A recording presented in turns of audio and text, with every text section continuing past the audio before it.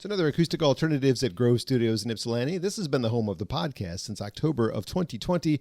They kindly offered an opportunity to check their space out. They said, we'd love you to be a guest on our podcast. And I was a little hesitant, but I was. And they said, no, we want you to do your own. And 5+ years later, I've been bringing in artists from not just the Michigan music scene, but outside the Michigan music scene to basically let you know what other music is out there. Sometimes it's people you know, like a David Wilcox or a Brian Vander Ark or a Stephen Page or Bare Naked Ladies. And sometimes it's the bubbling under scene that's been there forever that sometimes people still don't know their names somehow. And that's what today I think Billy falls into that category. A lot of people do know who Billy King is, but then there's a whole bunch of people who don't know who Billy King is. How does that happen? The Brooklyn-based, Brooklyn, Michigan, that is, singer-songwriter, contributor to the feeding of the hungry people who prioritize organic produce, guitarist, and all-around good guy, Billy King is my guest at Acoustic Alternatives. Hello, Billy. Hello. Thanks so much for having me. It's great to talk to you again. Yeah, it's been a while. It's been actually since, let's pull out for the visual. Let's see, where's the EP that you did for the songwriting contest? I went back into my archives of my interviews. When you put this promo-only CD out, I think this is not technically available, right? Not technically. Yeah, the song is, but this EP came out, I think, just for radio and promotion of a songwriting contest that you were part of, and that was a long time ago. Yes, I was thinking about that as well. It was 10 years? I don't know. 2008, according to this. Oh, my goodness. How time has flown. But it's about time that we revisit, talk about your life, your career, and have you play some songs from a new record. Let's start with a song. Actually, what would you like to do? Well, let's do one from the new album. It looks like this. This one is, it's a song that I had kicking around in my brain for many years, and it just took the current political discourse and dysfunction for me to realize what the song was actually about. So it's called It Makes Me Wonder.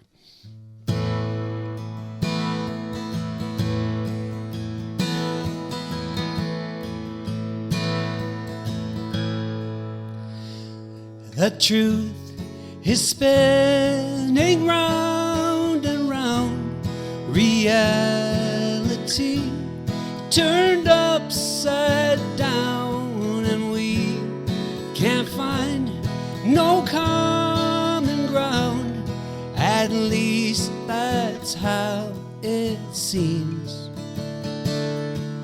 A chaos of extremes. It makes me wonder sometimes, am I losing my mind? I wonder if we can survive this nation deeply polarized by all the claims and all the lies that feed on hate and fear. Oh, how do we wind up here? It makes me wonder sometimes, am I losing my mind? It makes me wonder sometimes, am I losing my mind?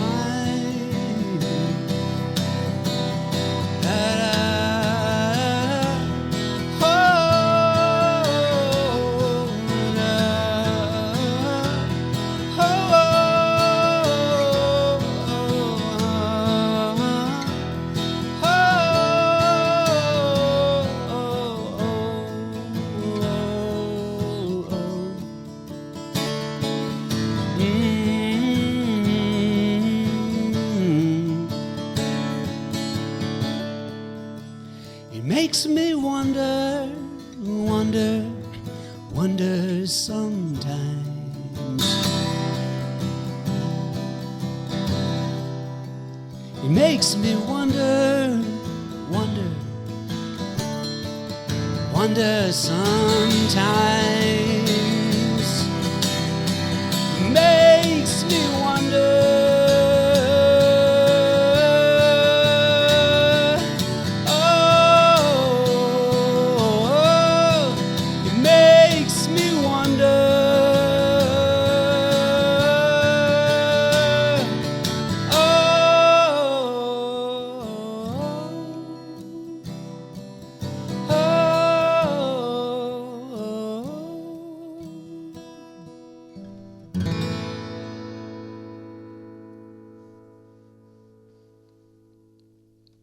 Makes me wonder. New music from Billy King on Acoustic Alternatives at Grove Studios in Ypsilanti. I held up the wrong album cover. I held up an older record. This Chill is the name of the new record. That's the new one. Yep. That's the new one, and available in very limited quantities on CD. I was lucky enough to score one of these, self-manufactured CD, shall we say.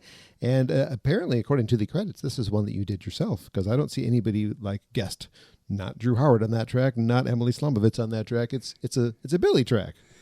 There are that's right. Yeah, there Drums, are bass, other people playing on that as well. Mostly me, but there's drums and bass contributed by Will Osler, Brennan Andes, and some harmonies from Emily Slumbovitz, who we all know. We do. Cool. Yeah. There's a lot of people, a lot of friends that you'll recognize the names on this album. I do. Yeah, certainly people I've seen around town as playing on the stages at the Ark or at festivals that you've played as well. Let's talk a little bit about your backstory. Did you grow up on the family farm that I briefly mentioned in the intro there? Is that where you spent your entire life so far? I did, yeah. And I've been there since, I guess, second generation farmers, I guess, is what you call me. My dad started in the early 70s, and me and my brothers have kind of kept it, and our mom have kept it going to this day. And in Ann Arbor, selling at the Ann Arbor Farmers Market. And how did Michigan end up with two very similarly named producers of food? That seems complicated. There's a connection, but there's no connection. Early in the day when my dad started the farm, he was with a group of people.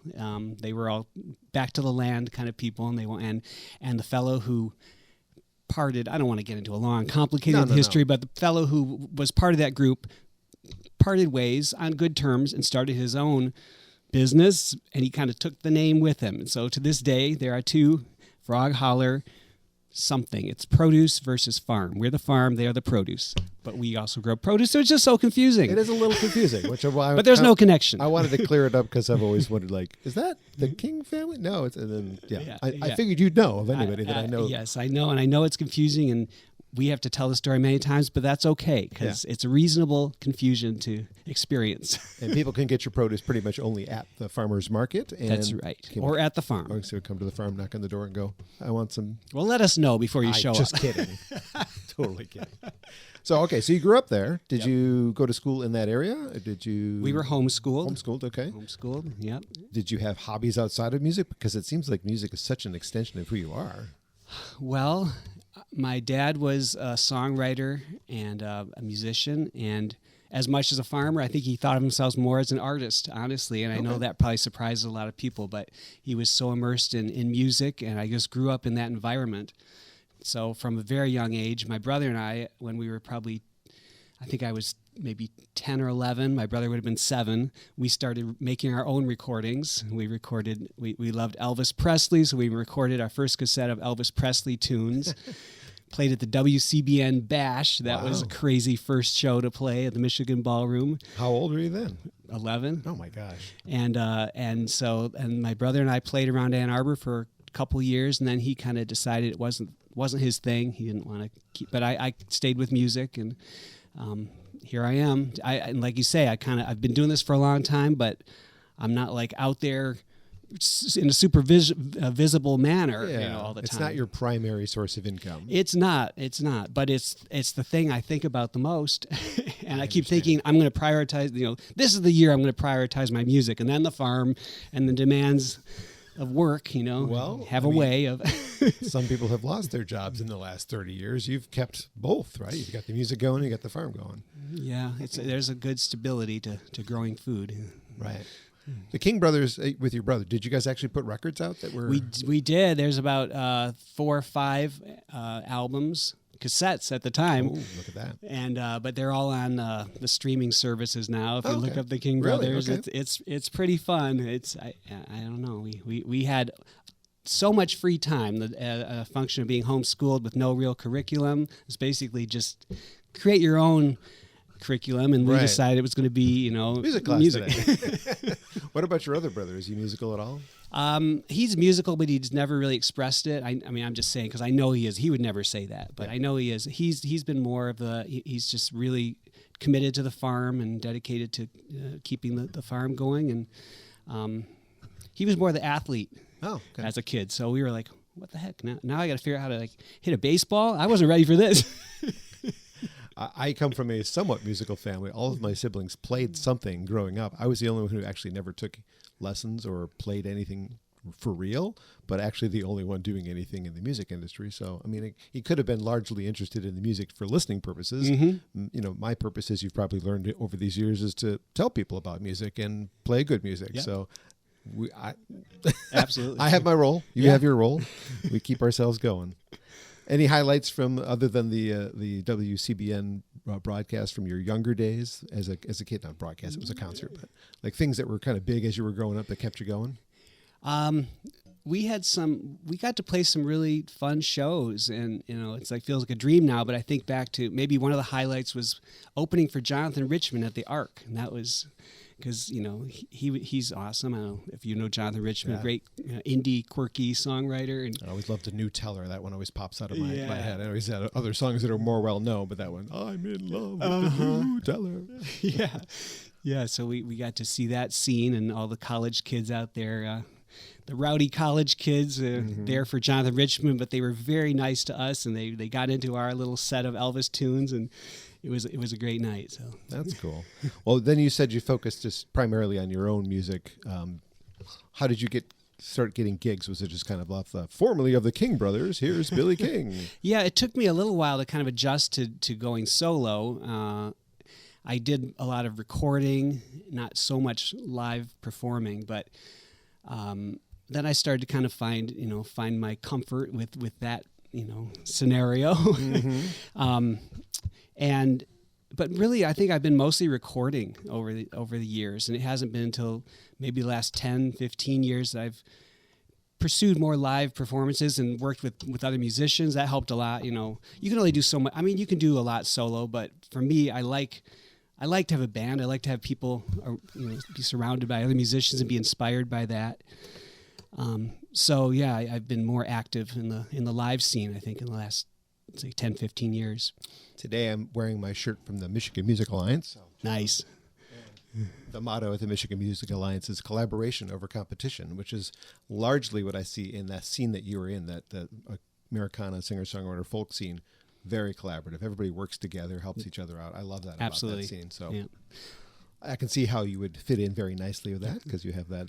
I mean, working on a farm is pretty similar too. You have to help each other. It's a very collaborative effort. So I know you obviously have a guitar in your hand, so I know you play guitar. You've got a mandolin on the ground. What other instruments are in your bag of tricks? Well, I've kind of learned to play quite a large number of instruments just because I've done so much recording. I'm like, I want this sound, I want that sound. So I've kind of learned how to fake it on a lot of instruments. Like I can kind of drum and bass and guitar, mandolin, banjo, piano. I actually started on piano, but I wouldn't say I'm like, I wouldn't call myself a player of any of those instruments. I just get by, and I've done enough of it in the studio. So I'm primarily guitar, I would say. Things with strings. Yes, definitely things with strings. I have had no luck on wind instruments whatsoever. Keyboard, a little harder too. Yeah. I know stylistically from listening to your back catalog that you don't stick to just this singer-songwriter with a guitar thing. You kind of rock sometimes, and you kind of you got a variety of sounds. And I can see on your website some of your influences listed: Dylan, Paul Simon, Joni Mitchell. But that's not really the rock side of your influence. Where's the rock side come from? Yeah, that's a good question, because I grew up just listening to pretty much what my dad was listening to, and he was a huge Dylan fan, and he also liked a lot of music from his time in the 60s, 70s, and folk music, country music. He didn't listen to any rock at all. He never listened to like Led Zeppelin. That just was not, and I was later introduced to music like that, which I think is a little more in the the direction I'm kind of experimenting with. And I don't know. You just at some point you decide you got to kind of find your own taste, And so we started listening to people like Joni Mitchell. Even wasn't something my dad was. I shouldn't say that. He was very aware of her music, but he didn't listen to it a lot. Probably too mellow for him. But I don't know. Yeah, just I don't know how people find their little areas of musical interest. It just it's a complicated process. But we started getting into Joni Mitchell and that's when we started my brother and I should say we, because we were both a musical kind of knew what you unit. meant, actually, by yes. we.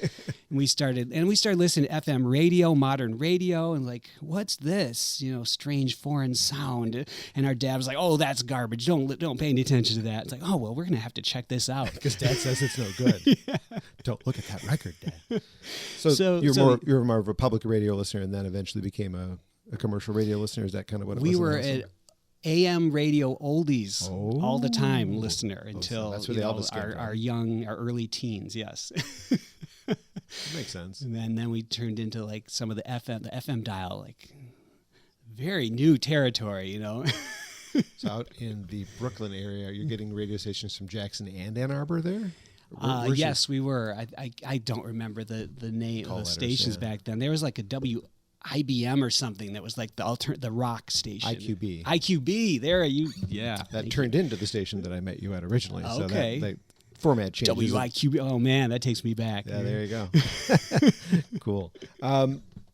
Do you want to play another song from the new record? Sure. All right. This is a little more in the aggressive, maybe kind of rock or rock funk genre, and it's lyrically you'll hear that it's quite a direct reaction to you'll see a lot of these songs are a reaction to the political climate and the discourse in our society. Hard to ignore it right now, isn't it? Impossible, for me at least, in the last 10 years. So it's come out in the music.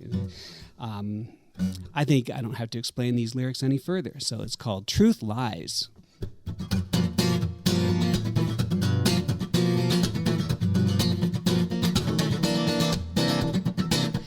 Got a problem with so many people. They're talking like they know what they're talking about. They're spouting off like there's no tomorrow, like they never had a moment of doubt. And all these voices, they're filling the airwaves. It makes it hard to take a moment to think. They're saying it's the highway or their way. It must be nice to be so sure of something, yeah. But the truth lies somewhere in the middle. All we gotta do is give a little. All we gotta do is give a little. All we gotta do is give. This conversation ain't going nowhere. It's just an exercise in lies and extremes. I hope and pray that someday we'll clear the air. The answer always lies somewhere in between. Yeah. Yeah, the truth lies somewhere in the middle. All we gotta do is give a little. All we gotta do is give a little. All we gotta do is give. Yes, all we gotta do is give. I say all we gotta do is give. All we gotta do is give.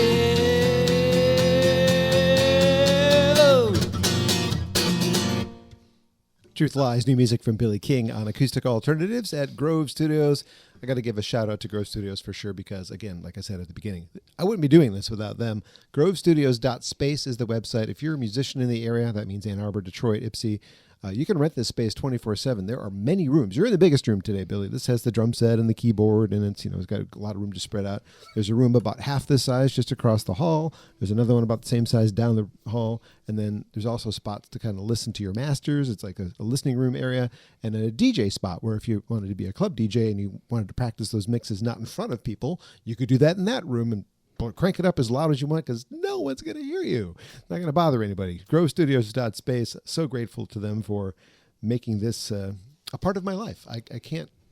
When I lost my job in the pandemic, I didn't realize how much I missed this interaction with people who make the music that I listen to. So thanks to them and thanks to you for being here today. Oh, my pleasure. I like the way that one sounded stripped down like that. So oh, yeah. this is how all the songs start out anyway, right? It is. And are you the one who creates the idea to flush them out in the rock, or is that the job of the producer in this case, which was, looks like David Riff recorded it, but did you produce it? I mean, I guess so. It wasn't like a real conscious producing role. It was just like, here are the songs, let's play them as a band and see how they come out. I've always, since I've done so much recording over the years, I've kind of always had that sound in my mind when I write the song on the guitar, like, okay, this is where it's going to go eventually with the drums and the whatever, all the production. But it's not, like I say, for this recording, it wasn't mapped out too precise. It was, we got together and recorded this album in a day. Oh, wow. All the foundation tracks, drums, bass, vocals, guitar, and then added some things later. So, we were like, let's just play. We played these songs live a few times, and we kind of knew what we were doing, but we also didn't know what was going to happen, and so it's kind of got that feel of a live performance, I think, but with a little more of the studio refinement. Wow, and everybody was there for all 10 songs, just hanging out in the studio. Your barn, essentially. Yeah, right? we Dave Roof brought his remote setup. Dave's got his own spot. He didn't make you come to Grand Blanc. We did for mixing. Oh, okay. But for the tracking, he came to I've got I'm so lucky to have a beautiful recording space, performing space on the farm in our barn that we renovated, and I've got my studio downstairs and a big open space upstairs where we set up everyone, and it's inspiring, an inspiring space to make music. So that's why we wanted to set up and record there. Dave's space is awesome, but it's small. Well, shout out to Dave, because if I'm not remembering this correctly, I'll apologize online, but the last performer I had in the studio for the podcast also recorded her Christmas album at his studio in Grand Blanc. So yeah. He's busy. He's becoming the go-to guy right now. Absolutely. He's made, and it's great to have an engineer who's a musician. Yeah. It just makes a big difference. Totally understands what you're trying to achieve there. And our mutual friend Mike Gentry did the artwork too. Very cool. Yeah. Good guy too. Just saw him at the Arc not too long ago in the audience for the Mike Files show. I love talking to Mike. Oh, who doesn't? Such a fun guy. All right. Let's talk about a little bit again about the past. I mentioned that this I Don't Write Love Songs essentially was my introduction to you. Good friends with Bill Keith at Trinity House, and he said, I've got this thing happening. So I think that's, if I remember correctly, that's how we got connected. Okay. Billy has won, the songwriting contest. Maybe you should have him on your show, that kind of thing. Like, oh, I really like that song still to this day. I played it. I went through your back catalog and revisited it. Like, that's such a good song. And then I realized it took 5 years for it actually to appear on a record. Yes, that's because that was my previous process of recording everything myself. It took me literally 5-10 years to actually be done.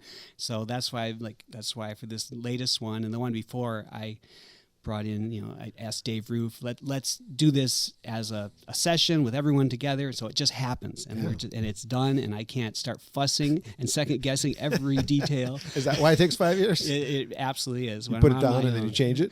I can't even imagine how many times I've re-recorded certain songs when I'm left to my own devices, and it's not quite there yet. Okay, one more. Oh my God, yeah. Well, when you're writing about the state of the current political climate, you kind of have to get the songs out absolutely when it's happening, because hopefully 4 years from now we're not talking about this anymore. Right. I hope. That was the other reason I wanted to get this. And this is the fastest turnaround for me in terms of when we tracked in the spring to when it's available. It's crazy. I've never seen this happen so quickly. High five. You did it. I knew you could do it. I was just curious about the length of time, but that explains your process is I'm meticulous and I want to keep getting it right. Keep getting it right. Keep getting it right. Yeah. Well, another interesting thing I would think about your career as an outsider is your name is really common, so you have to find a way to stand out. Well, your website, Billy Kingdom, clever points, love that. But how do you stand out in a sea of probably other musicians named Billy King? How do you do it? Do you have I guess I just got to, make that name, I don't know, make that name mine somehow, but I've thought about it. Everyone tells me that's a great stage name. Oh, and I'm like, isn't that kind of too common? No, that's a great name. Stick with that name. I don't know. Maybe I'll change my name and really confuse people. Well, I mean, at this point, you've been doing it 30-ish years in one form or another. I think that would confuse people if you changed your name. But it's because searching for somebody, like when you search for you, I mean, I can find you, but if I just do Billy King, wow, okay. Yeah, maybe I should just go Billy Kingdom and maybe all the way. Well, 30 years ago, that was a little less of an issue. I know we had the internet, but it was a little less crowded and overtaken by everybody. Oh my goodness! Making music in their bedrooms. Just try, finding a name for anything now. It's everything's been You're gonna used. add a bunch of symbols and letters to the end of it. Yeah, right.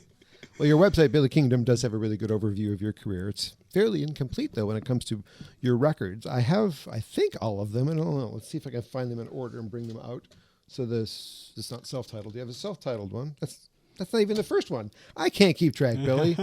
2006. Yeah, I'm pretty disorganized. Overdue is not on the website because it's probably not available anymore. Or you? It's all on streaming services. If I go to your website, there's not a picture of this. Okay. Aha! And there's also not a picture of. There is a link to Bandcamp on the website that has all the albums. Yes. Okay. Well, I was confused because I'm like, I know there's more than 3. Yes. So there should be 6. Yeah. Well, I have 2 in my hand here, and then this pretty much unavailable to Right. everybody else. EP, I think. Anyway. The self-titled album came out in 2013. I believe that might be the first one that appears on your website. And then here we are. Where's here we are? It's the one I accidentally held up earlier. Here we are. So that's 2017. We talked around the release of that as well. Yeah. That might have been our visit. Yeah. And then the Garden Records. Somehow I don't have a physical copy of. Yes, That came out in 2020. And then Chill. So here we are with another record. But I may be missing one at some point. But anyway. That's enough. Yeah. No. But that's close enough. You've been doing it just about. Well, let's see. We'll go back to. And then there's the King Brothers catalog. So if you really want to, hear dig everything. deep. Yeah, you got to go back into the King Brothers catalog. So I'm trying to figure out the release date on this one, just out of curiosity. I think that was maybe 2000. Okay, so 20, 25 years. That was my first CD. Like somebody, a small label in Kalamazoo helped me release my first CD because I had really no understanding of that process. So it's a Young You. Remember Young You? And that's my old recording studio. It used to be in a little travel trailer. So nice. The Chill album, as I mentioned, has a handful of familiar names. Drew Howard's on here. I know Drew pretty well from playing with just about everybody, and obviously Emily's everywhere too. Brennan, how do you not know Brennan? Because he also is one of those guys. Oh, look who's Brennan's playing with today. I don't know Will. I don't know Jordan. Who are these folks, and how did you meet them? The other folks on the record. Will Osler, who drums on the album, has been probably one of my most solid supporters in terms of who can I call, who knows my tunes, and whenever he's available, he's down to do it. Who else does he play with? He's played with a lot of people. And I can't think at the top of my head. I know he has a jazz gig with Rob Crozier. Okay. I can't think of it off the top of my head, but many people over the years. But I just know him so well because we've been playing for 10, 15 years. He's your go-to guy. Yeah. And so Jordan is a fantastic violin player who also plays with a band called Violet Soul. He also plays with Brennan Andes. They have a residency at The Last Word on Thursdays. He's like a virtuoso. He can play any style. He can show up and play the song, having never heard it, and sound like he's got his part all worked out. I was talking to Brad Phillips about how he does that sometimes, just sitting in with people he's never played with before. We had a good musician to non-musician discussion about how he does that. It's pretty cool to learn from a music fan's perspective. You have cello with Carol Palms on here, just on one track. She had to sit through the whole day just for one track. She came and added that later. I didn't make her do it the whole session. And Anna is on harmony vocals. Anna Snoyek. How do I say that? Snoyek? Snoyink. All right, cool. Chill, the latest record. Want to do another one from that? Sure, let's do the title track. I just got to grab my mandolin. Okay. Billy King is my guest today on Acoustic Alternatives at Grove Studios in Ypsilanti. As I mentioned earlier, website is grovestudios.space. Rentable space 24/7. We're here on a Sunday morning recording this right now. Somebody's coming in right after us. Could have been here at 2 a.m. if I wanted to be up, but I didn't want to do that to Billy. He's probably up at 2 a.m. anyway. What time do you have to get up for the farm? It's the off season. Oh, that's right. I'm keeping musician hours now. Woohoo! All right, what's the song called? Tell me about it. This is a title track, Chill, and kind of sums up a lot of the album in terms of what I'm talking about and thinking about. This was written after I got myself embroiled in a kind of nasty comment section discussion, and I think I behaved myself pretty well, but I can't say the same for the other participants. So inspired this, So obviously inspired this response.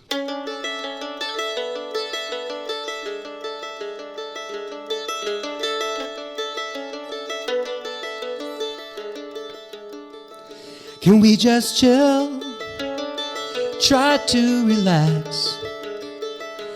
Take a break from all the mic drops, the constant clapping back. Can we be cool and keep it quiet? Confidence can only fool till you no longer buy it. Can we hush and be still? Can we just chill?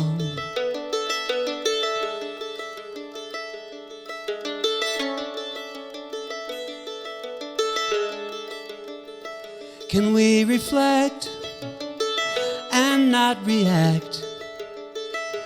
When we feel the heat of threat, the perception of attack, and let it go.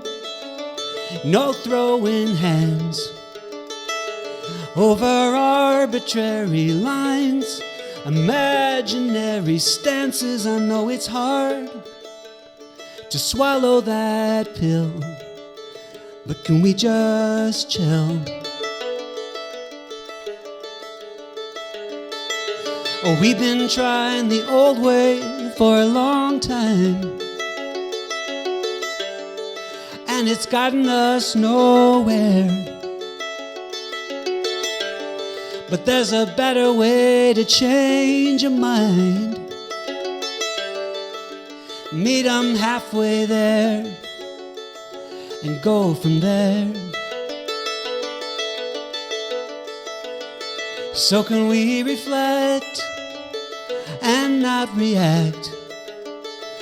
When we feel the heat of threat, the perception of attack, and let it go.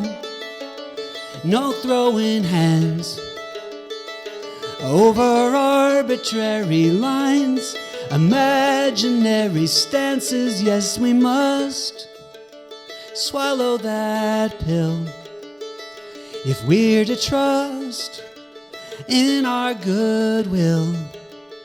So can we hush and be still? Can we just chill? Can we just chill?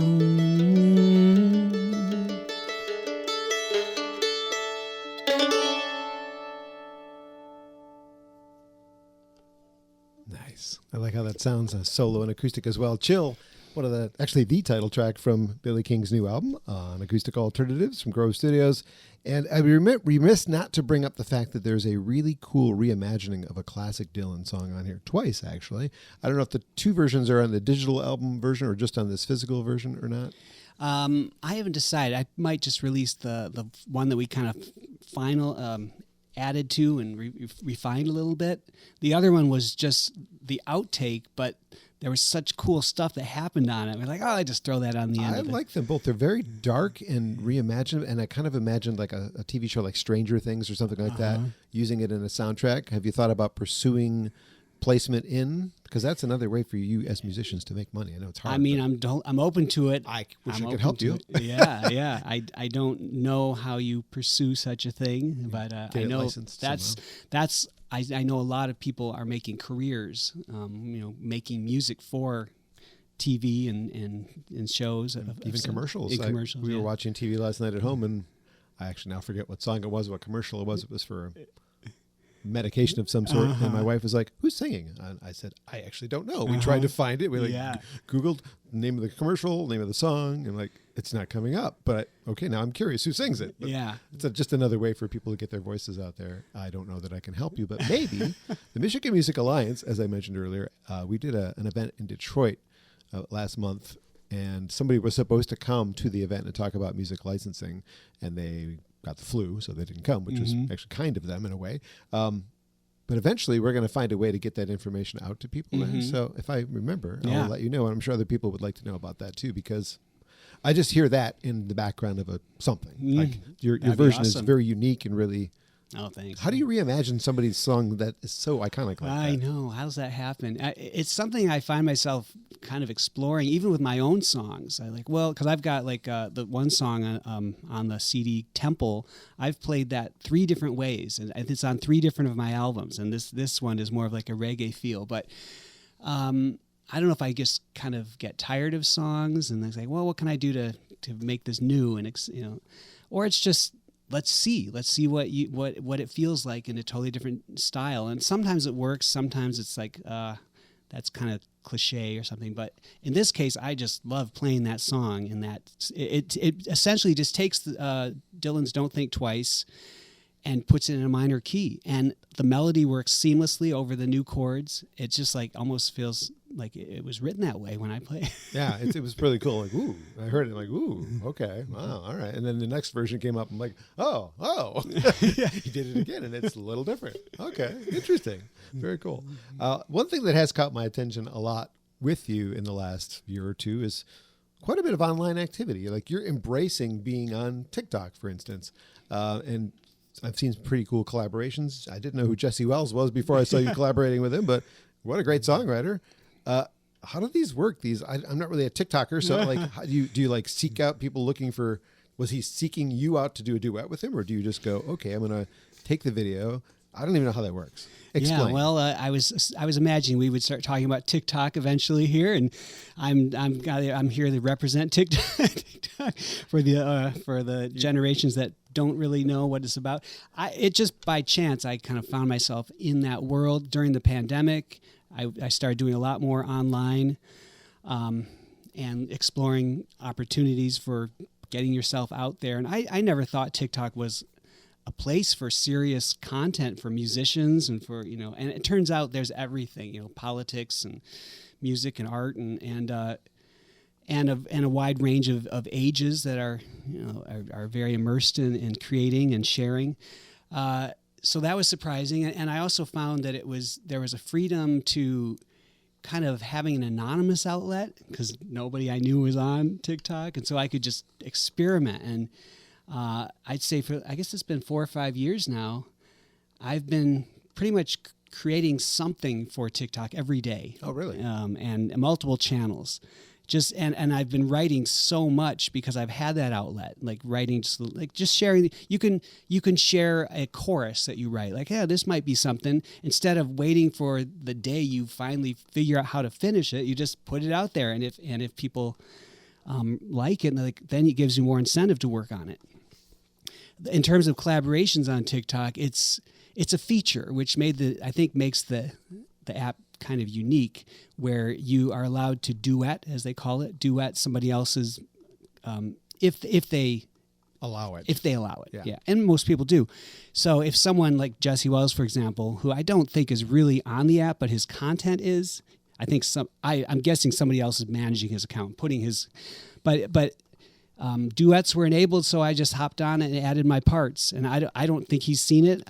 I was going to say, does anybody that you collaborate with, do they give you feedback on? Sometimes. Okay. I've met some people on the app through collaborations of that sort who have really appreciated what I've added, and they've added to my stuff as well. Cool. But then there are people like Jesse Wells or Sheryl Crow who put their content out there, and they're not really participating in the TikTok experience, but we get to play around with their contributions. I guess in her case, it would bring her to a generation that didn't grow up on her, right, like you and I did. Yeah. And the younger kids going, oh, I've heard of her. My Yep. parents liked her, or whatever the case may be. Yeah, and now the labels are like, oh, you've got to get on TikTok and start making content. That's where, because that's how everyone's getting discovered now. And so these musicians that have been doing all their lives are like, what? How? What? I don't know that it's right for what I'm doing, but I've been told I need to be more active on some of the other things. Facebook is essentially my marketing plan. It's all I have. I don't have money to put together ads and try and get subscribers. I'm doing it for fun. I want more people to see the content, obviously. I hope that you share it with your folks so people can watch and hear and see what's happening. But you said and I said, like, there's not many people in your genre that are doing this at all. So I was really admiring how you were embracing it, self-taught with all the video, right? Yes. Yeah. It's definitely adding the visual component makes self-producing and creating on your own much more challenging. There's just technically, to think about. There's so much that goes into that. You don't even realize it. decent camera, lighting, and then the sound, which is a separate Syncing process, and syncing the sound to the video.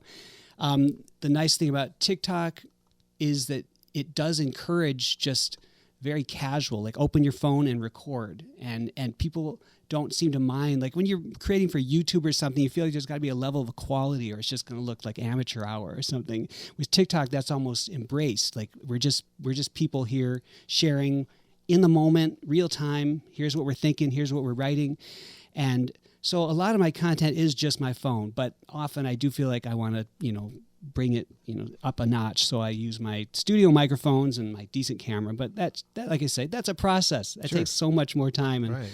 But that's what you got to do now, because I don't even know. Like with this latest CD, I'm just gonna have to start making content or visual content for it to get it out there. Right. I don't know how to. Material. Yeah, I don't know how to sell CDs. I'll make CDs on demand essentially. If you want one, you have a CD player, which is not so common anymore. You do. Yep. That's available, but it's mostly going to be streaming. Okay. Well, I mean, you're doing something right. How many followers do you have? And I'll compare it to maybe another question, but we'll find out the number of that first. It's let's see, on TikTok, on my music account, I've got a few accounts, but my music account, I think I'm like 7,500.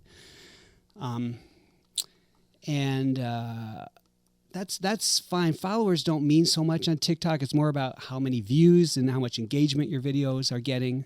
So I've had a few videos that kind of went somewhat viral. I'd say one got like 500,000 views. Versus how many people have you played for? Which is the largest audience you've played Right. for? Like, what is that? The largest audience? Oh my, I don't know. Definitely, I don't think I played for 1,000. I think Okay. maybe 1,000 Festival? at a festival. Yeah, maybe 1,000 at a festival. Well, that's a good lead into the Not next thing. 2,000. Hollerfest is my last question. Tell me about Hollerfest, which I've been to. Yes, that's something we started on our land in, I guess, 2007, and it started just as like a big party. We were celebrating, I think, 35 years on the farm. And so we said, let's make this more of an event. We had like a little area on our land that looked like a little natural amphitheater. And we're like, well, let's, and we had a neighbor who was a builder who said, I can build you a stage. So we threw up some posts and a deck and put a tarp over it. And we had a day event, and quite a number, more people came than we expected. And after it, they were all like, "We'll see you next year." And we're like, "Oh, okay." I guess we started we'll. something. And it just kind of grew from that. And we had to take a couple of years off during the pandemic, which was interesting. Like, are we going to come? Are we going to come back after this? Is yeah. So we did that, and then in 2022, I guess we kind of picked up where we left off, 2022 and 23, and it continued to grow. The last 2 years, we've kind of had to do a smaller, called Camp Holler, a smaller version of it, same vibe, but kind of more like under the radar. Just we can't like put the word out. I don't know how many people are going to hear this, but talk to us, RSVP, let us know you're interested. We're not going to be like blasting it out there on all the social medias and trying to drum up interest, because we're just trying to keep it chill. Okay. Sorry, I didn't know that it wasn't still like a big... We haven't figured out this year yet. We might ramp up and come back full scale. A lot depends on what we do on the farm, because it's been kind of just my family running the farm for the last 2 years with some part-time help, but depending on how much help we get in the farm, that kind of determines how much we can commit to the festival. Okay, well, I'll keep an eye out for more information about it next year. Well, just keep your eye on the Hollerfest Facebook or website, and we're going to do something. What is the website? Hollerfest.com. Simple. Yeah, and we'll do something. It's be fourth weekend in August, as usual. We just don't know if it's going to be like Hollerfest or if it's going to be Camp Holler. Let's hang out and have fun and chill by the bonfire. Gotcha. Do you want to do one more song? It could be from any album. Doesn't have to be the new album. Well, You can do new album, clearly. But okay. I had one from the new album in mind. Go for it. Let me grab the guitar. Okay, back to the guitar. Billy King is my guest. If you want to find out more information about him, billykingdom.com is the website. You can explore the various albums, a little bit more information about, I think there's links to the farm on there, if I'm not correct. Potentially, anyway. He's decided to keep the mandolin in hand. You know what? He's changing his changed tune. I was like, since you said it could be any song, I'm going to play one that I wrote. It didn't make the album. It'll make the next album. This is one I wrote when I was in New Orleans last January. I think it was January, during the epic snowstorm. They had 12 inches of snow, I think. In New Orleans. In New Orleans. It was so bizarre and awesome to see. The city was just like shut down, and I don't know what yeah. So we had gigs scheduled that obviously weren't going to happen. Yeah. I was just hanging out in the Airbnb and like, well, I guess I'll just do some songwriting. Yeah. So I wrote this song about being in New Orleans during a historic winter snowstorm. Does it have a title? It's called Snow in NOLA.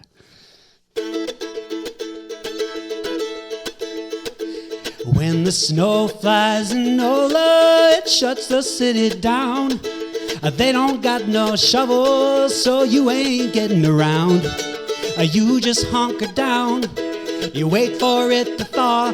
When the snow flies in NOLA, everyone's in awe.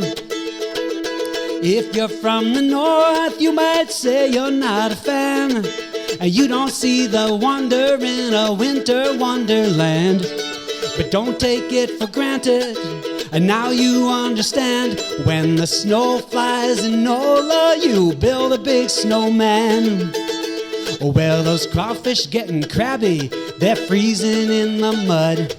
The palm trees are looking shabby, and the roses lost their buds. But there's snowball fights in Jackson Square, sledding on the levee. A winter spirit fills the air down in the Big Easy. Now it's the city of snow angels, sparkling in the sun. You can ski down Bourbon Street, just don't try to run. Slip and slide your way around, 'cause driving's kind of iffy when the snow flies in NOLA. Boy, it sure is pretty. Yeah, when the snow flies in NOLA, it shuts the city down. They don't got no shovels, so you ain't getting around. You just hunker down. You got no place to go when the snow flies in NOLA. You sit back and watch the show.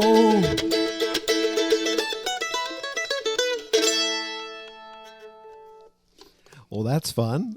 Brand new song from Billy King. Have you played that one out yet? I have. All right, I have. cool. There's a video of that on my YouTube, sitting down in New Orleans with the people I play with. Cool. Playing it in their living room. That's fun. I guess it doesn't really feel like it belongs on the record. I can understand. Yeah. I guess it's a little jauntier than a lot of the songs on the record are. Chill is the name of the new Billy King record, and you can find it at billykingdom.com in whatever form. I guess not whatever form. I would assume there was vinyl, which there is not vinyl, because that's so expensive to produce. So I understand why you would not do that. And I actually don't think Maybe I would someday. encourage. Well, I don't know. Personally, I love vinyl, but I got rid of it all when CDs took over my life. Mm-hmm. And I don't want to go back, mainly because $30 or pop is not really my thing. Much easier if it's 15 or 20, if it's a CD. But anyway, thank you for spending time with me and telling me about life and the new record and playing some songs. It was great to see you. It's great to see you and great to talk to you again. My pleasure. The next guests on the program, scheduled anyway, are the Keynote Sisters, who are also putting out a new record on November 26th, so keep an eye out for that one. BillyKingdom.com, as I mentioned. Acoustic Alternatives is on, lots of things, and I could use your support. I have a Patreon page. Have you thought about Patreon at all? Has it been something you've... I'm aware of that. I thought about it. Haven't done it yet. It's not making me a lot of money, and I'm not ungrateful to the folks who are giving, but if you want to contribute to what I'm doing, because this is just a labor of love, I wouldn't mind if you went to johnbommarito.com and went to the Acoustic Alternatives tab and then went, oh, Patreon, click on that. $3, $5, $10, whatever. It helps out because I have to sometimes buy equipment like these cameras we're using or the microphones that we're using. So if you want to support me, I'd love it. Billy King, thank you. Great to see you.